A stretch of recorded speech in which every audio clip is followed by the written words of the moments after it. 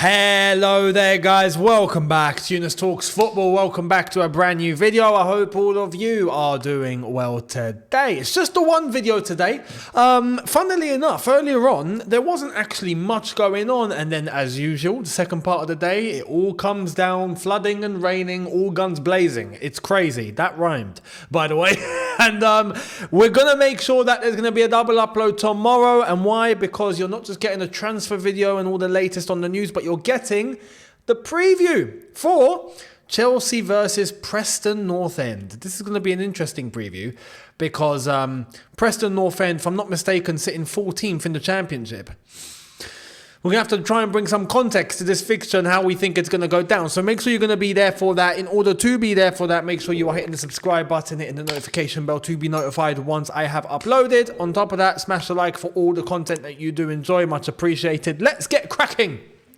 Starting off with one of the strikers that we are at least interested in, although I've come out on record and said I don't think Chelsea stand a chance with this player. And that's Ivan Toney. But there's been news and there's been updates. Let's try and clarify the situation with Ivan Toney. Arsenal fans are going to want to tune in for this as well. So let's get right into it. Here it is. This is starting off with Miguel Delaney saying Chelsea are willing to sell any of Ian Maatsen, Trevor Chalobah and Conor Gallagher, but realistically need to raise at least £160 million to go for Ivan Toney. Chelsea are looking into making sales in order to challenge Arsenal for his signature. What did I just read? 160 Look, respectfully, I genuinely don't think Chelsea are even that interested in Ivan Toney any longer. I think if there's one big striker, it's Victor Osimhen, and if it's not Victor Osimhen, I reckon they're going to start snooping around for any, I don't know, striker in the Portuguese league, or I don't know, the Serbian league, or I don't know, the Ukrainian league, or I don't know, maybe we'll scout some 18-year-old from Southeast Asia. I don't know. But I don't think it's going to be Ivan Toney. Now, let's keep moving because Fabrizio's come out with some info as well. So let's get into it. Here it is. I think there is a very good chance for Toney to stay at Brentford, honestly. Rumours started in November about an asking price of 60 to 65 million pounds. Brentford understand there are no other top strikers available, so now they want 90 to 100 million pounds. And obviously the question, is Ivan Toney worth 100 million pounds? Is anyone worth 100 million pounds when you really deep it? I think 100 million pounds is being thrown about like how 30 million used to be thrown about. I think it's bogus. It's just ridiculous, man. I think there's a lot of these players that are going for 100 that are not 100 million, man. Come on. 100 million realistically, even taking into context inflation, 100 million should be reserved for players we're talking Ronaldo in his prime, you know, Messi in his prime. You could argue Messi a little higher just because he never really made the move. You know what I mean? Imagine he left like halfway through his Barca career. The money would have been ridiculous. It would have been stupid. But you get what I mean?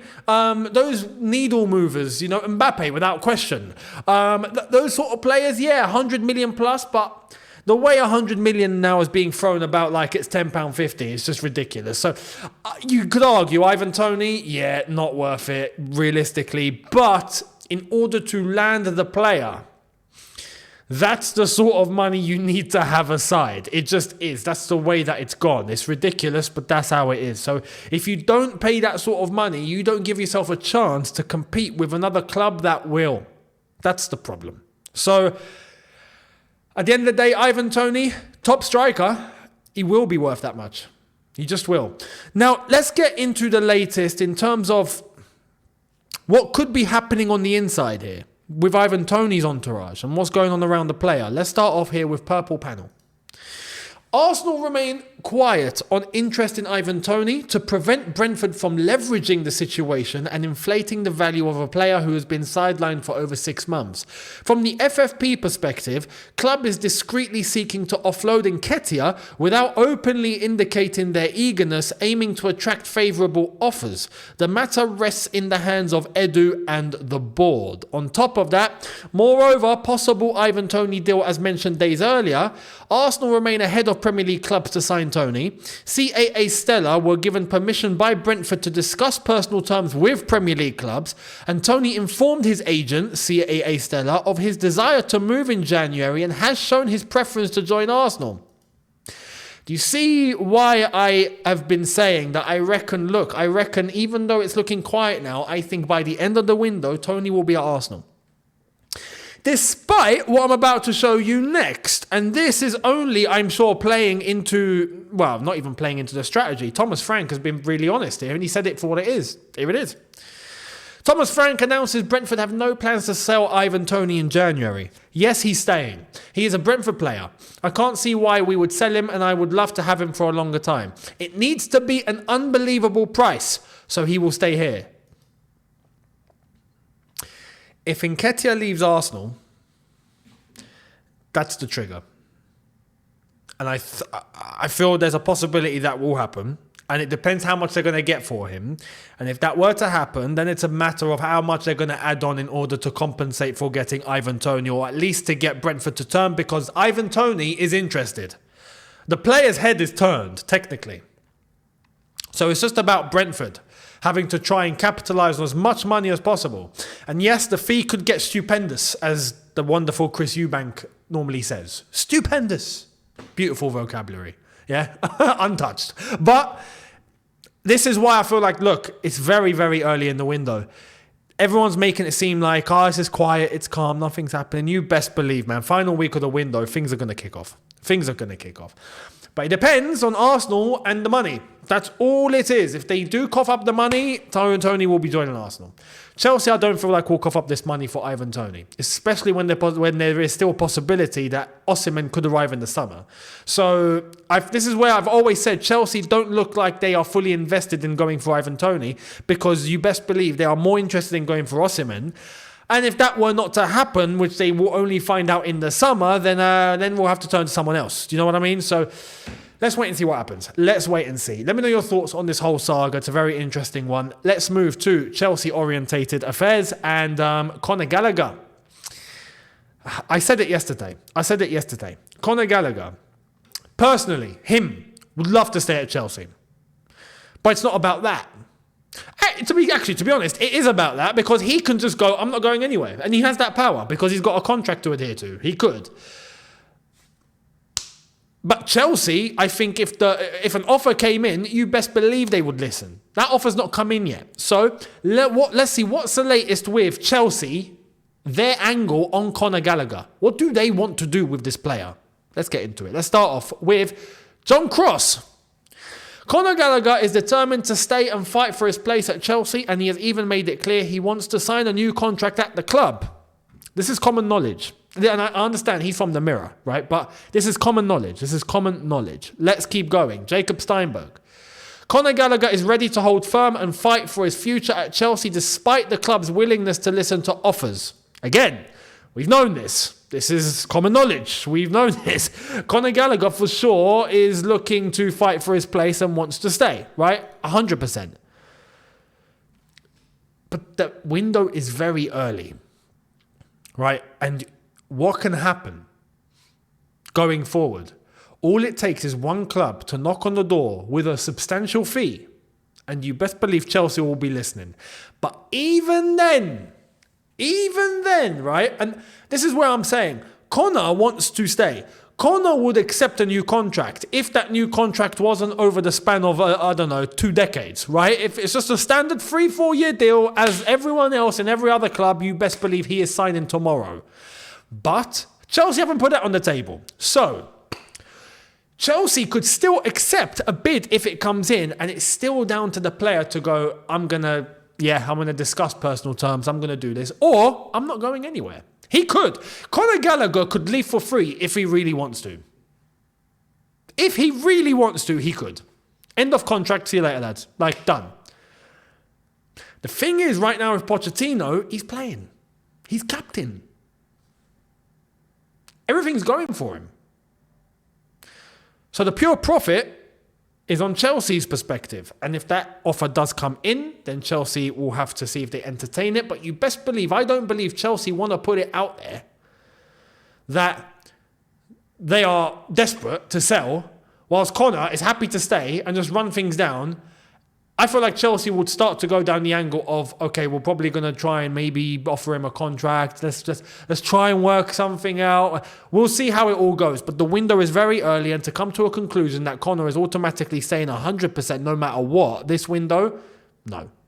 But the power is in his hands. And I feel like right now, him, Pochettino, the way he's playing, the amount he's playing, captain, he's got no reason to move. So Chelsea need to reassess their strategy here and just do the honest thing and just offer him a contract. Simple. Let's wait and see. Now, let's go to the general consensus, right? Conor Gallagher included, but Chelsea's affairs with the finances, having to sell to buy, is that the case? Do they need to sell to buy? Let's get into all of that. David Ornstein has given us a little bit update. Here it is. In response to sale of academy players, Maatsen's future looks like it could be decided soon. While we know Gallagher is one to watch, I don't see James or Colwell leaving for now. What does this tell you? Maatsen's going to Dortmund, by the way. We know this. He's gone. Done. It's not confirmed, but it's heading there. So we know Maatsen will be heading to Dortmund. We know Gallagher's one to watch. Of course it's one to watch, because we know this angle can go anywhere at any time throughout this entire window. This is still a very volatile situation, despite the player wanting to stay. It's in his hands, but you best believe Chelsea will try and do their utmost if an offer does come in to try and negotiate and get that pure profit. That's my point. On top of that, even James and Colwell, they're not leaving now. They won't leave in the summer. But down the line, you best believe, I feel like it would be too irresistible for the club to refuse if someone were to come in for a James Colwell and pay big money because they're academy players, and the profit that would be generated from those sort of lads would be mad. Let's see though. Let's see. We did hear a rumour about Real Madrid and Reece James already. Not this window, last window, but that wasn't ever going to happen. In future though, you never know. All Real Madrid have to do is knock again. They're going in for Mbappe again, so of course they'll do what they got to do.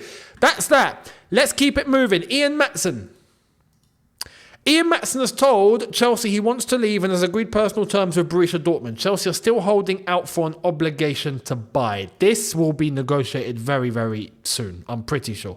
Imminently. And as I said, Ian Maatsen heading off to Dortmund, and I reckon he'll do well out there. I reckon he'll suit him. I feel like he'll find his feet. I feel like he'll do big things. Good luck over there. Honestly, I think he'll kill it. So there's that.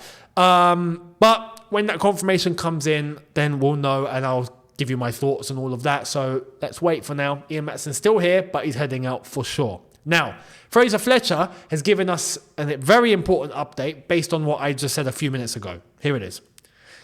Chelsea believe they are fully in line with FFP. Selling players is to keep them in line. They do not need to sell to buy.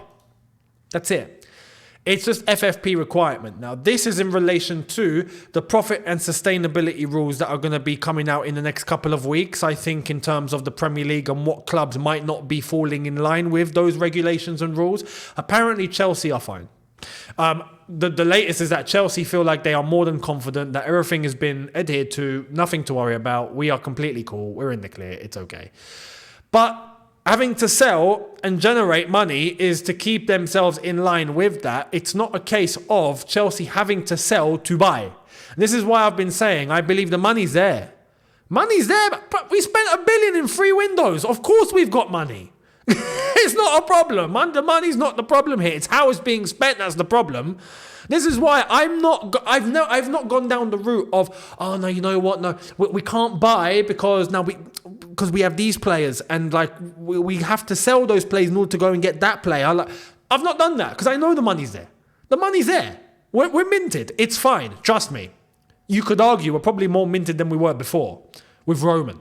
But the problem is how we spend money. That's my concern. And I don't want to let players go who I feel like have something to offer at least, even if it's not monumental or world class or whatnot, but they've got something. Like a Conor Gallagher, only to replace him with some 19-year-old that we're still looking to, I don't know, wait to explode in 5 or 6 years' time, and that's not even a guarantee, and he comes in and he's just mid. Like, I don't want that.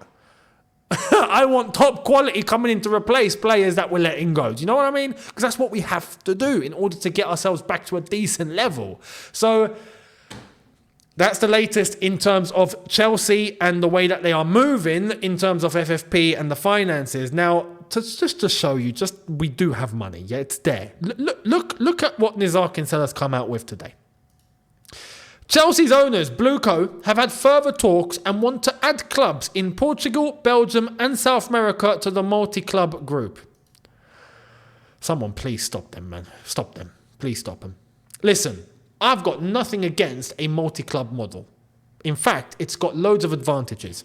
But can you please sort this club out first before you start looking elsewhere to add to the portfolio? You know, Strasbourg, you've acquired them as well. Cool. Can you leave it at that for now? We don't need to go and add this club, that club, this club, that club. What are you trying to do? Build some footballing empire. And like I said, there's nothing wrong with that. But get this one right first. There's an old saying, you know. Don't play the rich if you're poor. You know what I mean? Don't try and act like you've got what you can't handle.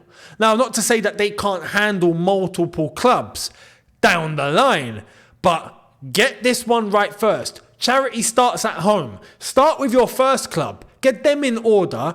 Bounce to the next club. Get them in order. Then start adding clubs in order for them to fall in line and in order with the others that you've got in line and in order. Does that make sense? But if I've got a club operating in chaos, I've got another club operating in chaos, and I'm going to add another club to that and more responsibility, you best believe none of us are going anywhere. And anyone that joins this multi-club group is going to fall right into the same pit of chaos like the rest of us. So I stress I've got nothing wrong with this approach, just not now. Let that come later, man. There's no rush. But like I said, I believe there is a rush. Because they're in it to try and make as much money as possible. That's it. And financially, you best believe this is actually, on a financial level, this is a brilliant strategy. If they've got the money, this is a beautiful strategy, financially. On a footballing level, though, this could kill every single club they get. At least in the short term. Let alone what's going to happen in a few years. Because of the effects that are going to come from that. But financially, those football clubs are still operating. They're not in debt. They are, in good order in terms of the numbers. The books are looking nice. Things are healthy. Profits are coming in. Merch is being sold. Tickets are being sold. The sponsorships are there. You know what I mean? In terms of money, it's a great, great opportunity in order to leverage for later, pick up the dividends of the increase in value of these football clubs collectively if they did decide to sell. If BlueCo decided to sell this portfolio later on, oh my God, you can't understand the amount of money that they will make. It will be ridiculous. So let's wait and see what's going to happen in relation to that. But please, sort us and Strasbourg out first, yeah? And then jump to the rest. That's all I ask. Let's move away from Chelsea as we wrap up. Arsenal. Update from them. Arsenal have contacted Everton to explore the conditions for bringing Amadou Onana to the Emirates, per source. This, I feel like, is going to be someone that's going to come in to step in for Partey and possibly Jorginho, right? And maybe even in the long run. Why? Because Partey is injured and he's looking like he's injury prone. If you know, Jorginho, I don't feel like is going to be someone who is... In fact, I don't feel like this is a Jorginho replacement. I feel like this is a Thomas Partey replacement. Jorginho, I don't feel like is going to survive at Arsenal, especially if they were to get Amadou Onana, because then you'd have Declan Rice and you'd have Onana. And if they sell Partey, even then, I mean, if Partey's there, Jorginho's definitely not playing. But Jorginho's struggling to get in anyway, even now, and Partey's injured. Do you know what I mean? So I don't feel like Jorginho's going to stay long. But Onana coming in, possibly Partey replacement, and you know what? It could fit Arsenal pretty well because they've got Declan Rice. So someone to play more of a supporting role, Onana actually fits the bill. They've got a DM, now they've got someone to back him up a little bit. This could be a very good deal for Arsenal, I feel. So let me know your thoughts. Do you think it's a good deal or not? Let me know. Jose Mourinho. What is going on? Some of you are probably like, what? What's wrong with him? Nothing's wrong with him. Nothing's wrong with him. It's what's going to happen? That's the question. Check this out. Here is Jose Mourinho's current situation. Simply put, 5 months into his contract at Roma expires, he's still not renewing. The FFP restrictions prevent Roma from buying players. The sporting director who placed him at the centre of the project leaves the club this month. The Italian government removed the Discreto Crescita law, making taxes much bigger for foreigners now. If he stays, it will be purely for the Roma fans. If he leaves, where will he go? It's looking a bit mad at Roma, and it's not even down to him. I think this is going to be the first time in his career where a club are going to be just like forced to let him go. Even though they'd want to keep him, and even he'd want to stay. And I have to say, him and the Roma fans, what a bond. What a bond looks going on there. They love him. And he loves them. Like, there's a genuine connection. We would know. We know what that's like. Inter know what that's like. Real Madrid know what that's like. Porto know what that's like. United, not so much. Spurs, definitely not. So, there's that. So, where could he end up? If he were to go, because it's looking like the situation is untenable at Roma. So, what's going to happen? Well, here are some of the options. Newcastle, if Howe is sacked, possibly. Chelsea, if Poch is sacked, possibly. PSG, if Enrique is sacked, possibly. Bayern, if Tuchel is sacked, possibly. Those are options if those managers leave at the end of the season. It could be perfect timing for any of those clubs. We keep going. AC Milan, if he's gone mad, because he's an Inter Milan legend, and I don't feel like he would ever do that. That's like, well, I say that, you never know. But I don't feel like he will. I don't feel like he will. Anyway, Man United, if the world's gone crazy, no chance. Absolutely no chance. Anyway, we move. And Roma, if he renews. And that's looking very, very unlikely. So realistically, Newcastle, Chelsea, PSG and Bayern Munich at the end of the season. What's going to happen? I feel like it will be one of them. It will be one of them. It has to be one of them. There's no one else unless he goes, I don't know, to manage a national team or something. So, bonkers. Let me know. Where do you think? What's your honest opinion in terms of where Jose could end up? Or do you think he comes to a solution at Roma and they somehow fix their situation and he stays? Because their funds are looking very bad at Roma. It's not looking good. So, let me know your thoughts on that. And we wrap up with this.